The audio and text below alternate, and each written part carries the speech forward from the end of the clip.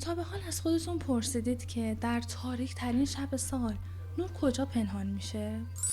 شب یلدا یا شب چیرگی بر تاریکی یکی از شب‌های مهم در جهان ایران باستان بوده که ریشه در جهانبینی نظم و آشوب و یا نور و تاریکی داره.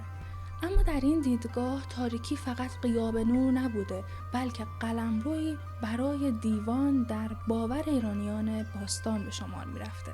در بندهه شب یلدا در واقع لحظه افتخار آفرین هست که نور راه خودش رو پیدا میکنه. بعد از اون روزها کم کم بلند میشن و این روند نشانه پیروزی اشب بر دیو سیاهی و تاریکیه.